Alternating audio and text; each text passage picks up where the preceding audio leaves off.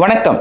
நான் உங்கள் மாலதி டாக்ஸ்க்காக. இது ஒரு வித்தியாசமான, வினோதமான ஒரு கேஸ் தான் இது. இதில் பார்த்தீங்கன்னா, என்னுடைய ஆஃபீஸ்க்கு ஒரு முதியவர், ஒரு இளம் வயது பெண், 3 குழந்தைகளோட வராங்க.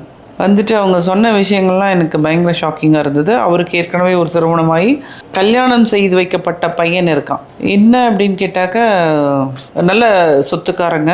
அம்மா இறந்ததுக்கப்புறம் தனக்கு துணை வேணும் அப்படிங்கிறதுக்காக இவங்களை கல்யாணம் பண்ணி இவங்க மூலமாக இவங்களுக்கு 3 குழந்தைகள் இருக்குது. பையன் அவங்க பாட்டி வீட்டில் இருக்கான், வர்றான் போகிறான். இவர் படிக்க வைக்கிறாரு, எல்லாமே பண்ணுறாரு. திருமணம் இந்த பையன் எனக்கு இந்த பொண்ணை தான் வேணும்னு சொல்லி கேட்குறாங்க.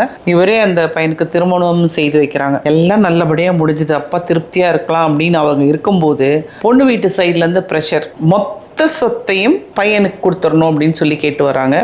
இங்கே தான் பிரச்சனை ஸ்டார்ட் ஆகுது. இந்த பொண்ணுக்கும் இந்த 3 குழந்தைகளுக்கும் எதுவுமே கொடுக்கக்கூடாது அப்படிங்கிறது தான் அவங்களுடைய குறிக்கோளாக இருக்கு. இவர் வீட்டில் இல்லாத போது, இந்த பொண்ணு வீட்டில் தனியாக குழந்தையோடு இருக்கும் போதும் அவங்கள அடிக்கிறதுக்கு அடியாள்கள்லாம் வர்றாங்க. இதில் பார்த்தீங்கன்னா, இந்த பொண்ணு இவரை நல்லா பார்த்துக்குது, எல்லாம் பண்ணுது.